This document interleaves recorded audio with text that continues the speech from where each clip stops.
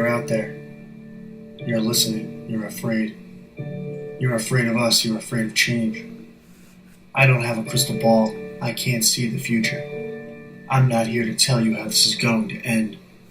I'm here to tell you how this is going to begin. I'm going to start this broadcast, and when I do, I'm going to show these people what you don't want them to see.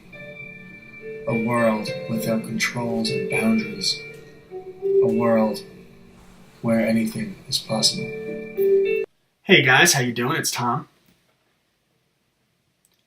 Today was the 50th anniversary of the assassination of Dr. Martin Luther King Jr. For those of you who follow my channel, you know that I made a documentary titled The Government Assassination of Dr. Martin Luther King Jr.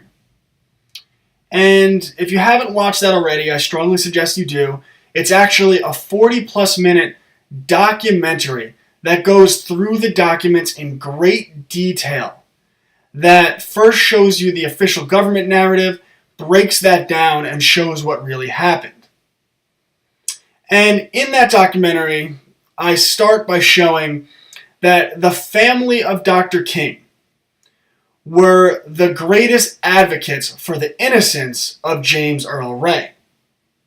The family of Dr. King claims that the government of the United States of America was actually behind the assassination of Dr. Martin Luther King Jr. Now, according to the official narrative, James Earl Ray was a lone racist white man who was so outraged over Dr. Martin Luther King improving the situation for black people. I've gone over in the past, I don't like to use the term African Americans. We don't use the term European Americans. This is language pushed on us by the social justice progressive movement to keep people divided. So, according to the official narrative, James Earl Ray was so angry about Martin Luther King improving the situation for black people that he got a rifle, went to Tennessee, tracked Dr. King's movements in spite of Dr. King being protected by government escorts, was able to get a perfect location, spot Dr. King on a balcony, and fire a perfect bullet right into Dr. King to end his life. But according to the King family, James Earl Ray is innocent. And in the 1990s, the King family filed a civil lawsuit against the government of the United States of America. They weren't able to file a criminal suit, so they filed a civil suit. But the kicker is they sued for only $100. And the reason for that is they wanted to be clear to the public that they weren't suing for money. They were suing to show the world that the United States government was behind the assassination of Dr. Martin Luther King Jr. So after about 1 hour of deliberation, a jury came back and unanimously found that the United States government was complicit and behind the assassination of Dr. Martin Luther King Jr. And if you want to know more about that, you could look into the trial, but a better way to do it, and I strongly recommend it because doing this will not only help you understand history that you've been lied to about, help you understand what happened to Dr. King, but will also help you understand how the deep state in America works, how the deep state blackmails, bribes, and carries out assassinations to control the narrative, control the direction of the country, and undermine the democratic constitutional republic that is the United States of America. And in the book, it's called Orders to Kill by Dr. William Pepper, who was an associate of Dr. Martin Luther King Jr. and actually wound up working as the attorney for James Earl Ray because he realized that James Earl Ray had been framed for the assassination and he had to stand up for what was right. And in the book, Orders to Kill by Dr. William Pepper, read it, he goes into COINTELPRO, which was an FBI program, among a number of different things and how they framed Dr. Martin Luther King Jr. And in that, he brings to light evidence that, again, you can look this up, that the FBI was running surveillance on Dr. King.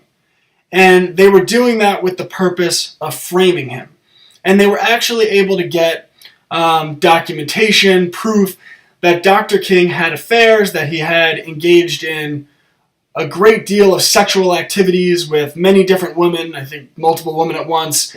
And they actually sent him this evidence with a letter telling him that if he didn't kill himself, that they would expose him to his wife, they would ruin his marriage, they would embarrass him and his family, and that they would make him a laughingstock in the United States of America. So the FBI tried to pressure Dr. King through blackmail into killing himself. But Dr. King didn't do that, and he continued to push his message, and a large part of that message was judge people by the content of their character, not by the color of their skin. Now, who in America today judges people by the content of their character, and who in America today judges people by the color of their skin? Because I would make the argument that the allegedly progressive left is actually obsessed with putting people into groups and making them identify as members of groups. It's black people versus white people, it's gays versus straights, it's men versus women, and so forth. But that topic's for another day. But Martin Luther King pushed his message of judging people as individuals by the content of their character, not the color of their skin. And he also pushed a message, and this is why it was so powerful, and this is what people need to understand today, of civil disobedience, non-violent protest. And he had learned this from Gandhi. And the reason it's so powerful is, say there are people protesting, and they're angry and they get violent. Maybe they burn down a car, they light a car on fire, maybe they break a store window. The police come in, knock them down. Well, and I would agree with this, well, the police were justified in knocking them down. They were destroying people's property. They were engaging in the use of force. Dr. Martin Luther King Jr. saw, and he learned from Gandhi, that instead, protest peacefully. And then when the government sends in police, right, because police are members of the government of the United States of America, always keep that in mind, and the police come in and physically attack the protesters, release police dogs on protesters, hit protesters with fire hoses, and the protesters still don't hit back. They practice civil disobedience. Well, the country will see that. And then it becomes very clear. You've created a line of who's in the right and who's in the wrong. And this was the method. This was how Martin Luther King was able to propel the civil rights movement forward to achieve equality. Okay, well, maybe that's a bad characterization. Let me say why I say that. So, Jim Crow, slavery, we'll go back a little bit, was a government program, right? That was a program, they blame white people for slavery, but slavery was a government program. And then that ended, and the Jim Crow laws were put into place. So Jim Crow was another government institution. And King comes along and he fights the Jim Crow laws, great. Doesn't get equality. The government actually does a complete 180, and then they put things like affirmative action and those type of laws into place. So instead, again, the government's playing law with race. It's you should oppress black people, now you have to overcompensate for black people, when if we're going to have a just society, we need to take race completely out of the equation. But that's for another day. I'm going to have a long talk with you guys about that on another day. But the important thing is that King did achieve his objectives, and he did better the situation for black people, end the Jim Crow laws, and end segregation in the United States of America. Government-mandated segregation is a disgusting stain, just as slavery, on the history of the United States of America. So, King was becoming a very powerful political leader in the United States of America. And Dr. William Pepper explains in his book that King was actually exploring the prospects of a presidential run. And he actually was in contact with Robert Kennedy, the brother of John F. Kennedy, of course the president who was assassinated, about forming a ticket and potentially running for president. And this made Dr. Martin Luther King a major threat to President Lyndon Baines Johnson. So Dr. King was a political force, and he was a threat to Lyndon Baines Johnson, who of course was also the number one beneficiary of the assassination of John F. Kennedy Jr. Food for thought. So King had become a political force, and Lyndon Baines Johnson wasn't the only high enemy that King had gotten. Many people don't know this about Dr. Martin Luther King Jr. In fact, many people don't know much about him, but we need to have honest conversations about historical figures. And Dr. King was very far from a perfect person. He's someone I admire because he changed the world. He promoted a great message that you should judge people as individuals, not because of arbitrary characteristics that they have, not as members of groups. I don't judge you because you're black. Don't judge me because I'm white. Let's judge each other as individuals. Some black people are assholes. Some white people are assholes. Some black people are great people. Some white people are great people. And he also, like I said, encouraged civil disobedience and peaceful change in society, because only one letter separates words from swords. Because as soon as we lose the ability to change society through our words, through free speech, we take that away, then we are then forcing society to turn to violence, right? We either do this civilly with words, or there's going to be blood in the streets. So Martin Luther King was very positive in that aspect of his life.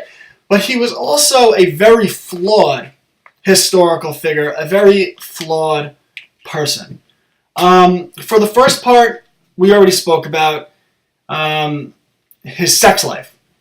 Dr. King cheated on his wife with many different women, slept with multiple women at a time, wasn't always there for his family. He was away from his kids, out on the road, gaining political power, and doing great things for the country. But he was definitely a flawed man in terms of how he was as a family man. And he also was a plagiarizer. Dr. King had stolen people's speeches, had written essays that he had completely stolen from other people and didn't give them any credit. And again, this isn't to kill him, this is just to be honest about him. He wasn't a perfect historical figure. And perhaps his biggest flaw was Dr. King ran in circles with a great number of communists. In fact, that was why John F. Kennedy was reluctant to be seen in public with Dr. King, because, Kennedy's entire presidency and really what made it great was his ability to fight off communism, because it really was a global threat, a battle of freedom and capitalism versus communism and state power and the taking away of property rights.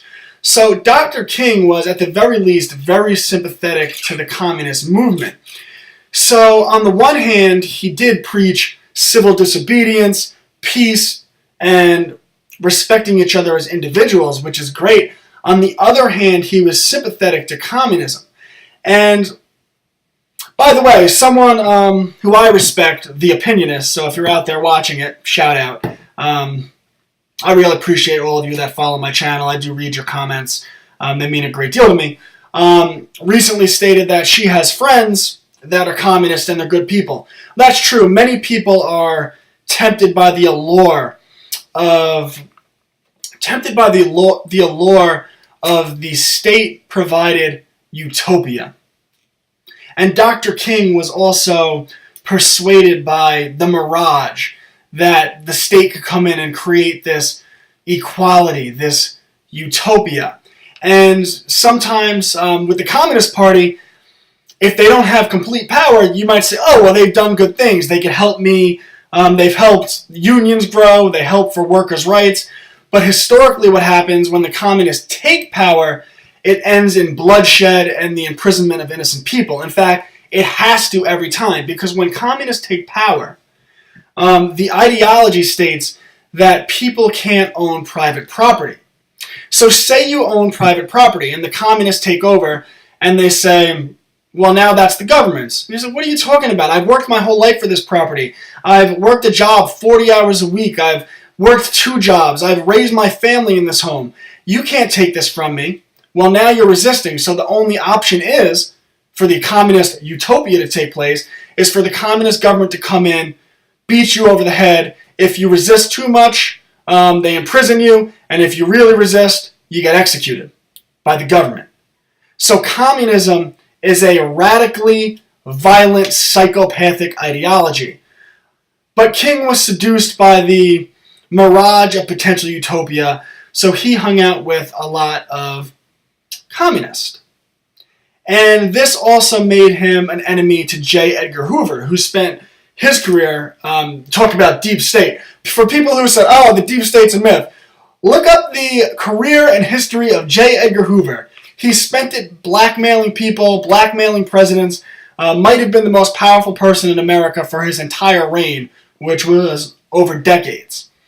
So this made King an enemy of J. Edgar Hoover, who of course was the head of the FBI.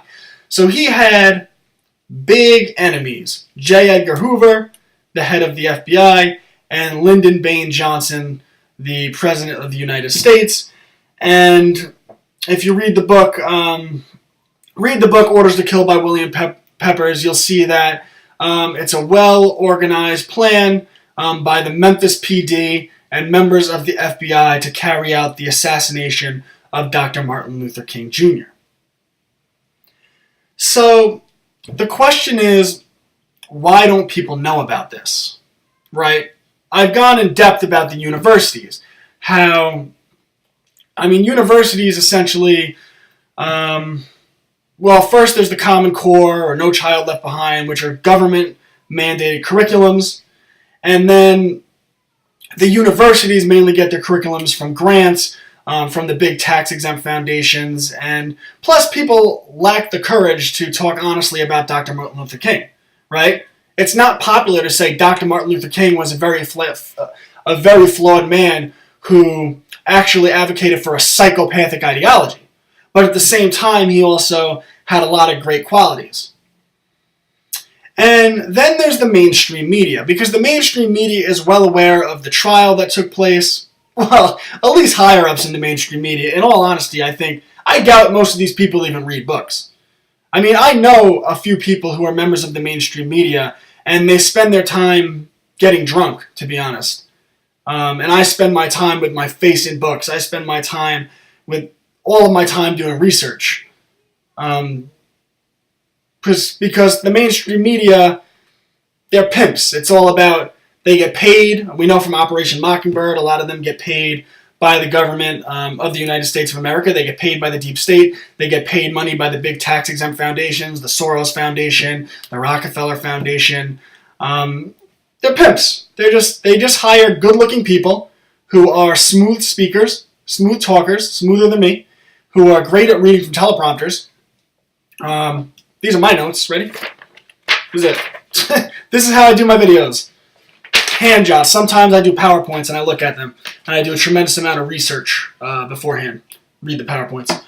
But why isn't the media up front for those that know? Because they're aware of the trial that took place in the 1990s, that a jury found that the United States government was guilty in the assassination of Dr. Martin Luther King Jr. I'm sure many of them are aware of the details. They're aware of COINTELPRO. They're aware of the FBI, the activities of J. Edgar Hoover, the suspect, everything around Lyndon Baines Johnson. That guy's corrupt to the core. So if you want to know what the Great Society was about, don't think it was about helping minorities. In fact, it has done more to set back minorities than anything in America since the Civil Rights Act. Because the media, they'll virtual signal, right? Today is MLK50 day. And they'll say, Martin Luther King was such a great man. But if he was such a great man, why do you dishonor him by not being honest about who he was? If you want to honor the man, you, one, be honest about who he was and what he stood for, and two, you damn well come clean to the public about who actually assassinated Dr. Martin Luther King Jr. But they don't do that. They use Dr. Martin Luther King Jr., they use his memory to actually create further racial divide, which is the great irony, and of course, it's the worst way to honor what Dr. King wanted, and which it's in part why I sympathize with him that he bought into the communist ideology, is he wanted people to be equal, and communism, it sells that utopia, and he wanted people to treat each other as individuals and to not judge each other by groups. You're black, you're white. But that's how the media uses his memory, right? They use Dr. King to attack Trump. Dr. King would hate this bigot, even though King's family is friendly with Trump and actually supports him, but, they won't talk about that. And speaking of the media and being dishonest, I wanted to take a couple minutes to talk to you about the YouTube shooting, right? YouTube headquarters. Pretty ironic, actually, because YouTube actually purged anyone who talked about guns from their channel. You can't talk about guns, including you can't talk about how allowing people to have more freedom and carry guns, allowing people who aren't psychopaths, law-abiding citizens to carry guns on their hips could actually protect them when mentally ill people come and try to shoot them. You can't talk about that type of stuff. But YouTube was shot up. I'm sorry. Should have brought some water with me. YouTube was attacked. And at first, the media reported a white woman has stormed YouTube and is shooting it up, which I find very interesting, especially because it was in San Bernardino, California. Because if you recall the previous attack in San Bernardino, they shot up a man and a woman whose names are eluding me, attacked a Christmas party where they had worked, and they killed something like 20 people. The media originally reported that a white male had attacked that event in San Bernardino. And of course it turned out to be people of Middle Eastern descent. I believe they did the attack in the name of Allah, in the name of jihad. And just like that attack, this attack in San Bernardino, the media originally reported, without vetting, they were quick to just spread it everywhere, this was a white woman who attacked YouTube. And whenever these shootings take place, the media, they're ready to run with the narrative, they're ready to push for gun control. But it turns out that the shooter was a Persian woman. She was from Iran. She was a vegan who had articulated her outrage that YouTube demonetized her videos for, as she called it, being too far left. So she was a person of leftist ideology who was from the Middle East. This doesn't fit the narrative. She also lived in a state with some of the toughest gun laws in the country, and she shot up a place that was a gun-free zone. So this shot in the face of the narrative that the mainstream media, and ironically YouTube and Google, have been trying to push, right? That the NRA is, under the logic that they've been pushing, because she was a member of PETA is now a terrorist organization, right? Because even though no member of the NRA has ever carried out a mass shooting, in fact, members of the NRA, see the Texas church shooting, have actually showed up during mass shootings and shot mass shooters to be heroes. Despite of that, the media runs the narrative after any mass shooting that the NRA is a terrorist organization who wants to see your children die. So under that logic, now PETA is a terrorist organization who wants to see your children die. Right. So the narrative doesn't fit. So the media has been very quick to move on from the YouTube shooting. That happened, and moving on, nothing to see here. We saw the same thing out of Vegas. Right after the Vegas shooting, the media went as hard as they can, pushing for the repeal of the Second Amendment, pushing for further gun control. The problem is bump stocks. That's when they first started calling for the bump stock bans. Even they didn't know if one was used, doesn't matter. The problem is gun members, the problem is the NRA, it's a terrorist organization. But then brave reporters like Laura Loomer started to expose lies in the government narrative. She exposed that the government lied about the timeline, all these suspect things about the security guard Campos, who allegedly engaged the shooter Paddock. And once these lies started to be exposed, the government said, we're not holding press conferences. The Vegas PD, the FBI, said, we're not holding press conferences anymore. And the mainstream media, they didn't do their job and say, no, that's unacceptable. You've had lies in your narrative exposed. Now we need to push harder. Instead, they said, uh-oh, the government's narrative is being exposed, and the mainstream media completely backed off of Vegas as if it never happened, barely even talk about it now. And we still have so many questions regarding that shooting. Shortly after the Parkland High School shooting, there was a shooting in Great Mills High School, I believe in Minnesota. And it was an attempted mass shooting at a high school, and the shooter opened fire, shot one person, shot a second person, but while this happened, a resource officer armed with a gun at the school, whose job was to protect the school, heard the shots, bravely and courageously sprinted down the hall toward the gunfire, opened fire on the shooter, and killed the shooter, and saved who knows how many lives. This person's a hero. Their name should be all over the news. They want to glorify these fake heroes. They want to glorify athletes. They want to glorify Marvel and Iron Man and Captain America. But they don't want to glorify true heroes like this resource officer who didn't cower, who didn't hide and stay out of the school like the officers did in Parkland. But they didn't even talk about the Great Mills shooting because this completely went against the narrative, because the Great Mills story, just like the Texas church incident, suggested that the best way to keep people safe is not to take away people's liberty, not to take away people's right to bear arms, but to allow law-abiding citizens who aren't psychopaths to carry guns on their hip. Because then there's, well, for example, there's more non-crazy people than psychopaths who want to carry out mass shootings. There's 300, it seems like mass shootings happen all the time, but there's 350 plus million people in America.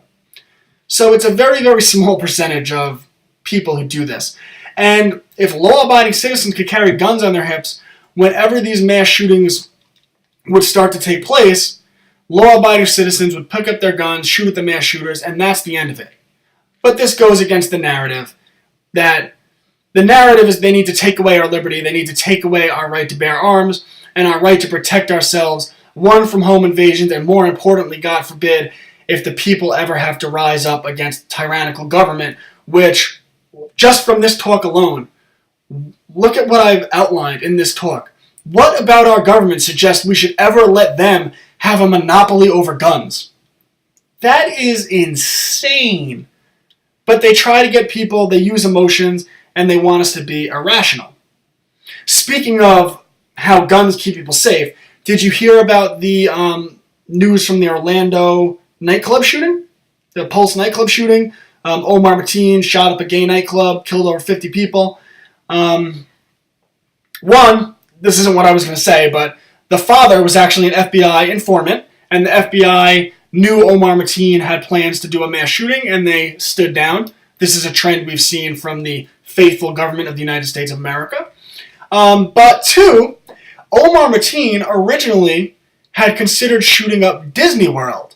But when he scouted it out, he realized there were just too many police officers there with guns. That spooked him, so he didn't shoot up Disney World because there were guns there to protect the people. So instead he shot up a nightclub where there wasn't the same level of guns, there wasn't the same level of security. But all of this goes against the narrative that is being pushed by the mainstream media and by the oligarchs at the top, by the government, the mainstream media. And what is that narrative? It's what we've seen from Parkland. Because notice how quick they were to move on from all of these stories. How quick they were to move on from YouTube. How quick they were to move on from Vegas when that narrative got questioned. How quick they were to move on from the Great Mills High School shooting. How quick they were to ignore the information about Omar Mateen not shooting up Disney World because they were guns. But they will stay on Parkland for weeks, for months if they have to. And they'll hand select 4 students, and they'll ignore any student who's pro-gun, and they'll trot them out in front of the country and say, we need to take our guns, and if you don't want to take the guns, you want to see children die, you are a murderer. Dana Loesch, the NRA, you are children murderers. By the way, abortions are great. By the way, data from the March for Our Lives showed that under 20% of the people at those marches were actually teenagers, and most of them were, I'm paraphrasing here, 60-year-old cat ladies. No offense to you if you have a cat. I actually think cats are adorable. So you see how they completely invert reality. It's not what is actually happening.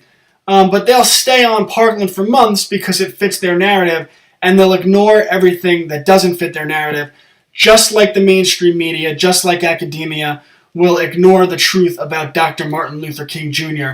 and instead disrespect his legacy by using his name to further push racial divide in the United States of America.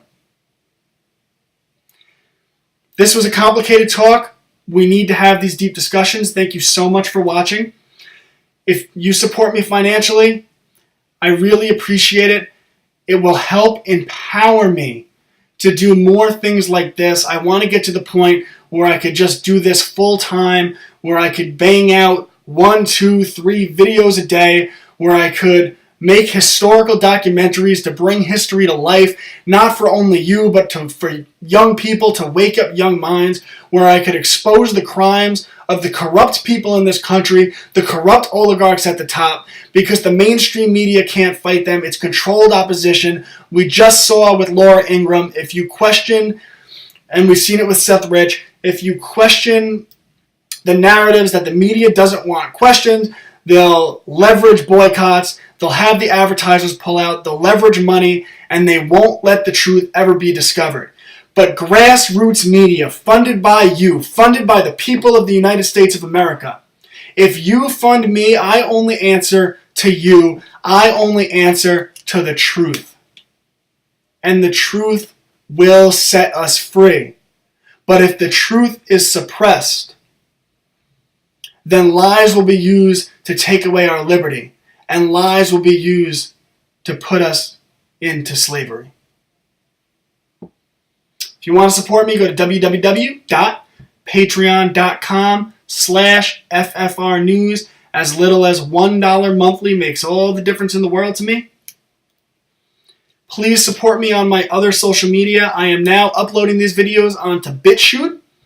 I have 0 followers on it, so if you could make a Bitchute, I just made it 2 days ago, make a Bitchute.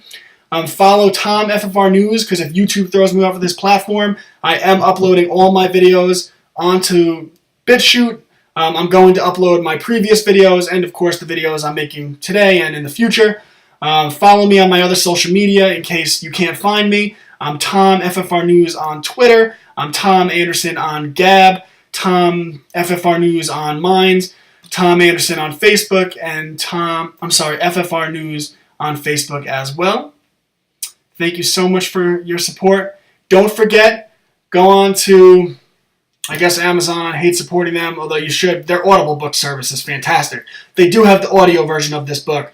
But go purchase Orders to Kill by Dr. William Pepper. You'll not only learn more about the history of the assassination of Dr. King, but how the deep state actually operates to control the country from behind the scenes.